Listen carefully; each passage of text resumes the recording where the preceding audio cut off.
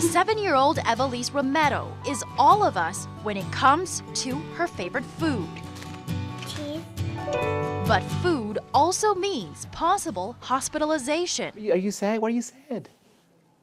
And as we progressed in seeing all this, then I kind of reality, like, this is real. Evelise's reality, Why are you saddies? constant vomiting and diarrhea due to her short bowel syndrome, a condition where shortened intestines due to a birth defect denies her body of nutrition. You kind of feel hopeless. You wish you can take it all. Short bowel syndrome affects less than 1% of every 100,000 births, a true rare condition that's especially challenging for Borderland physicians like Dr. Aldo Maspons. Can I see your belly? Is that okay? Okay, so we look at your belly, and then of course, this is the most beautiful belly that I've ever seen. Ideally, you're working as a team that consists of nutritionists, a pharmacist, the surgeon, and the pediatric gastroenterologist. The most ideal setting would be a setting that has all those people under one roof. And it's been tough because we have to work in piecemeal fashion. Evelise is at constant risk of infection and possibly death. Feeding tubes became both a lifeline and a nemesis. She would pull out her tubes and we'd have to go right back to the hospital, and pretty much like that was her home, was the hospital. A small intestine transplant could solve the problem, but with a mortality rate of about 50%, it's regarded as a last resort. But Dr. Maspons isn't giving up. First, by enrolling Evelise in a new experimental drug trial, and 2, by planning a fecal transplant. That procedure entails inserting a family member's waste into Evelise's intestines in hopes it gets rid of her bad bacteria and helps with digestion.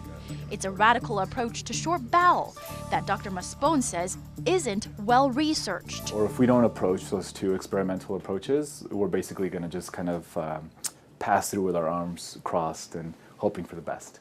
I think this gives her a better fighting chance of thriving. We want ice cream.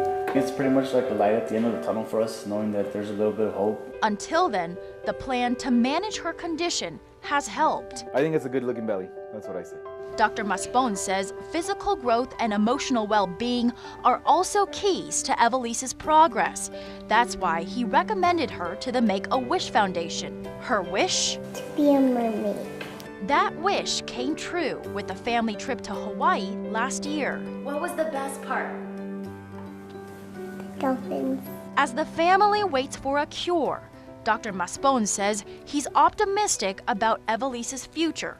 But there needs to be more spotlight on this kind of diseases, a bigger focus on kids who have intestinal issues. Her parents hope the same, but say Evelise herself is the biggest hope they've got. Seeing her going through so much pain, and it's like, well, how can a little person like that go through so much? She's inspiring to both of us. And if that's not inspiring enough, What do you want to be when you grow up? A nurse. Why do you want to become a nurse? To help people.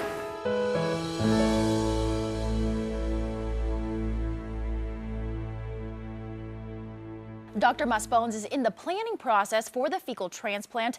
Evelise's family says they're thankful for all the help of Dr. Maspons and are open to anyone who may know of any new treatments for short bowel. Now, if you think you can help, go ahead and email me at long@elpasoproud.com and I will put you all in touch. Linda Ong, News Channel 9.